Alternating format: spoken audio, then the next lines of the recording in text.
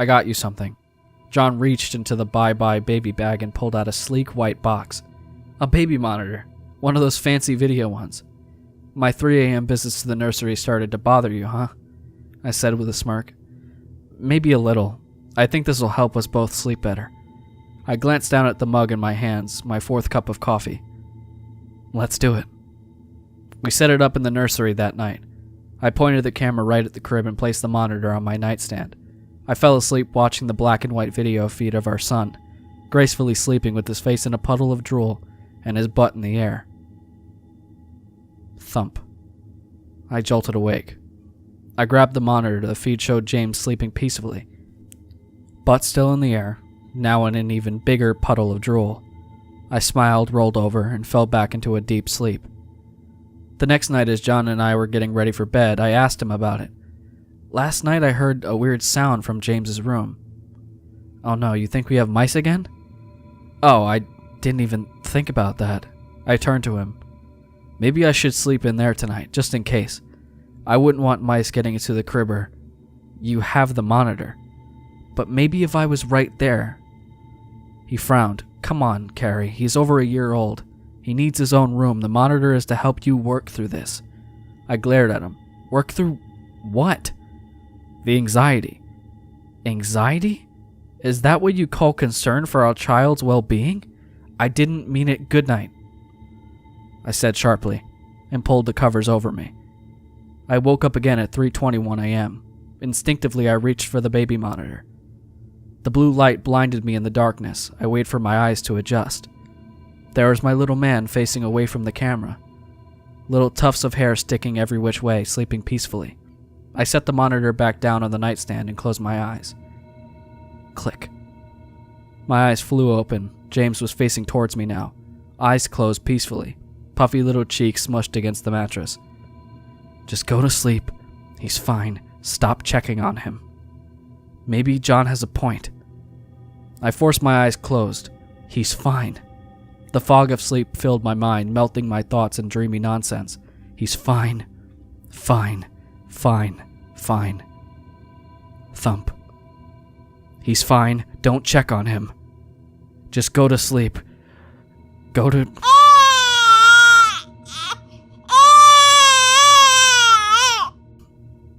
A loud cry came through the wall, then through the monitor. A second later, my eyes flew open. James lay in the same position. But despite the cries coming from the nursery, his mouth was closed. What the hell? I leaped out of bed, stumbled across the hall, and grabbed the doorknob and yanked it open, running blindly into the room. James was lying in the crib, crying his lungs out, and a dark figure was leaning over him. Get away from him! I ran to the crib, and the figure darted across the room and in an instant slipped out the window. I grabbed James out of the crib, held him tight against my chest. James, are you okay? Carrie? John came stumbling in. Call the police. Someone was in here. As I held James tight against me, something caught my eye. The baby monitor camera, its red light blinking in the darkness. There was something propped up in front of it. A piece of paper. I reached out and turned it over. No. It was a photo of James sleeping peacefully in his crib. I'm not paranoid. My girlfriend thinks I'm delusional and my friends call it an overactive imagination, but I know what I saw. More importantly, I know what I heard. You all have to believe me. It's why I'm sitting here at 3 a.m. typing out what I can barely believe myself. I haven't been able to sleep well for months, sure, but there's no way I'm sleeping after tonight. Maybe I am just crazy. Look, I don't have any type of insomnia, let me make that clear.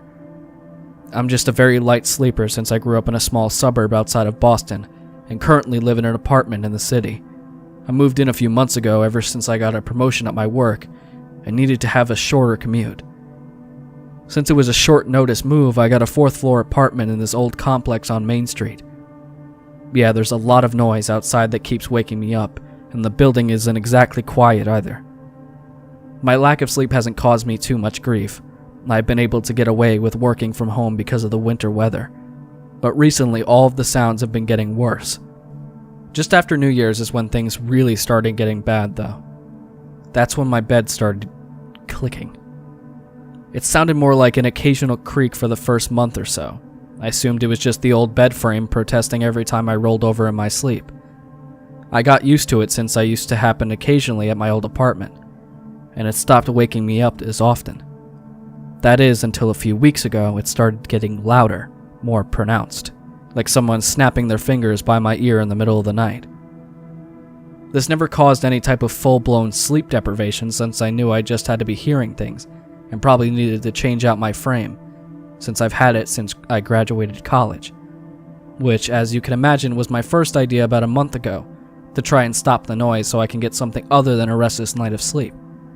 Naturally, I ordered one online and had it shipped here, so it didn't arrive until about 2 weeks ago.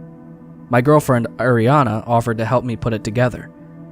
We've been pretty serious for a while and we were considering moving in together, but the events of tonight might be pushing those plans back. We were talking about some of those plans while we were working when she pointed out how tired I looked. "You said you've been sleeping more," she had said, stopping to glance at the instructions I was already staring at. "I'm alright," I sighed in response. The directions must have been written in some other language or I really had been tired, because I realized I had put in a bunch of pieces upside down. "The problem should be fixed if I ever figure out how the hell to put this thing together." "You sure it's just the frame?" she asked with a laugh, taking a seat on the floor beside me. "Maybe you wore out the springs in your mattress." "It doesn't sound like that." I looked over at her. "It's more of a click or a snap than anything."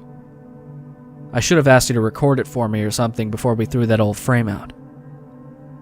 We sort of dropped the subject after that, but I was seriously expecting the sounds to stop. I fell asleep pretty easily that night and it seemed like everything was going to be quiet. I opened my eyes to darkness in my room and a quiet snap from below me. I rolled over onto my left side to get a glance at my alarm clock, where the numbers 4:30 glared back at me. This upset me, but I tried my best to just go back to sleep like usual. But I heard it again. Louder. I opened my eyes again, this time angry, but when I looked over towards the clock, I swear I saw something black and flat crawling by my pillow. I immediately threw my covers back and pushed myself to the other side of the bed, but by the time I regained myself, nothing was there. It freaked me out so much that I didn't go back to sleep. This is what takes us to the events of last night. I was getting ready for bed, exhausted from the last few nights of trying to deal with the increasingly loud clicking and the flashes of what I assumed are my tired brain playing tricks on me in the dark. Except this was different. The clicking seemed to have started before I got into bed. I hesitated, but I really needed to go to sleep. The clicking was louder, faster. I got into bed anyway, determined to sleep through whatever was keeping me up at night. I had a huge meeting the next morning and I couldn't afford to show up short on sleep. But my bed just kept clicking, like a constant knocking or some sort of wood hitting more wood. That's not a great description. Never mind. It's hard to explain how creepy the sound was in the middle of the night. I remember thinking there's no way any sort of creature or object can make a sound like that stupid clicking from my bed. That's where I was wrong. I woke up in the middle of the night again, but this time not because of the insistent clicking. I felt something on my arm. I looked over, and as soon as I opened my tired eyes, but they flew open wide as soon as everything registered in my head. It was a beetle. I take that back, it was not just a beetle. It must have been hundreds, thousands. A whole damn colony must have been living in my mattress. But they had come out for some reason and were crawling all over my body. Like the man I am, I screamed and threw myself out of the bed, frantically brushing them off as I scrambled for my phone in the dark. The beetles swarmed over my bed, seeming in the same type of panic as I was as I screamed something about an infestation to the poor pest control officer who picked up my call. It looked like the one scene from the original Mummy movie where that guy was being mummified alive by reenacting on my bed, with that awful clicking sound resonating in my room. I ran out of my room and into the kitchen, sitting on the table with all the lights on, until the guy from the pest control arrived. We walked back into my room together, but to my horror, none of the damn creatures were visible. There was no clicking, no skidding around, no nothing. Just my normal room with the covers on a bed of a mess. They sprayed around my bed and edges of my room anyway, and because of that, they asked me to sleep on the couch. Not that I needed any persuading. I got through my meeting all right, even though I was still shaken from the night before. The issue became when I tried to get into my bed a few hours ago to sleep in my room. I was all settled into the covers and started drifting off when I heard it. A single click from somewhere inside my bed.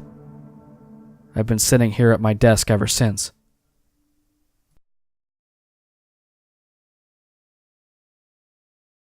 Everyone in my family lives in the same house. I don't mean the same physical house like some big multi-generational living setup. No, almost every member of my family, direct and extended, lives in houses that are identical to each other. Large, Victorian, and kind of creepy if you're not used to it. When someone dies, the family gets another family member to live in that house instead. There are a few outliers, but honestly they tend to be younger members of the family who will one day wind up living in one of those houses.